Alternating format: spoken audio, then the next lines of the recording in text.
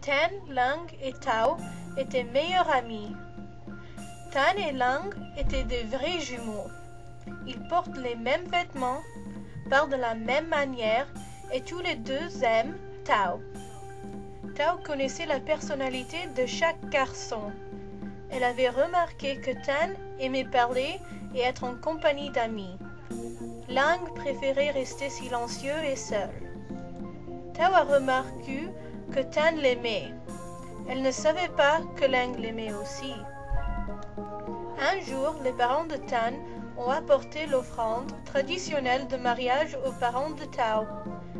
Les parents de Tao l'ont acceptée et Tan et Tao se sont mariés. Tao était heureuse dans sa nouvelle maison avec son mari. Quand Tan et Tao se promenaient ou montaient à cheval, ils invitaient Lang à leur rejoindre. Un jour, Lang a annoncé qu'il allait faire un petit voyage, mais Lang voulait qu'il s'éloigne pour être seul. Lang a marché pendant des jours et des jours jusqu'à ce qu'il est arrivé à un fleuve. Là, il s'est assis sur la berge. Il pensait à Tao et combien il l'aimait. Il a également pensé à son frère Tan et combien il l'aimait et le respectait. Soudain, un orage féroce a éclaté. Il y a eu beaucoup d'éclairs et les vents ont fait rage. Lang s'est enveloppé dans la longue robe blanche et il a passé toute la nuit au bord du fleuve. Le matin, à la place de Lang, s'était élevé un rocher blanc. Tan s'inquiétait de la disparition de son frère. Il a annoncé à Tao qu'il allait aller à sa recherche. Tan a marché pendant des jours et des jours, jusqu'à ce qu'il est arrivé à un fleuve. Il s'est assis sur un grand rocher blanc.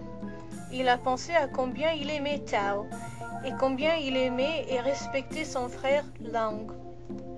Soudain, un orage féroce a éclaté. Il y a eu beaucoup d'éclairs et les vents ont fait rage. Tan s'est enveloppé dans la longue robe verte et a passé la nuit au bord du fleuve. Le matin, à la place de Tan, était élevé un arbre de pommes vert à côté du rocher blanc. Tao s'inquiétait de la disparition de Tan et Lang. Elle a décidé d'aller à la recherche des frères. Tao a marché pendant des jours et des jours, jusqu'à ce qu'elle est arrivée à un fleuve. Elle s'est assise, elle a pensé à Tan et combien elle l'aimait. Elle a également pensé à Lang et combien elle aimait et le respectait. Soudain, un orage féroce a éclaté. Il y a eu beaucoup d'éclairs et les vents ont fait rage. Tao s'est enveloppé dans la longue robe vert foncé et a passé la nuit au bord du fleuve. Le matin, à la place de Tao, s'était élevée une vigne verte foncée enroulée autour du bel arbre vert qui avait poussé à côté du rocher blanc. Beaucoup d'années plus tard, le roi Wangrong II a passé devant le fleuve. Il s'est reposé sur le rocher blanc, il a admiré l'arbre et la vigne. Un fermier qui avait été témoin de la transformation de Lang, Tan et Tao a raconté l'histoire au roi. Le roi a arraché un morceau de rocher et une branche de la vigne, et il les a mangés. Il a alors annoncé que ce mélange de fruits, de vigne et de pierre remplacerait l'offrande traditionnelle de mariage de sel. Le fruit, la vigne et la pierre restent des symboles de l'amour de Lang, Tan et Tao.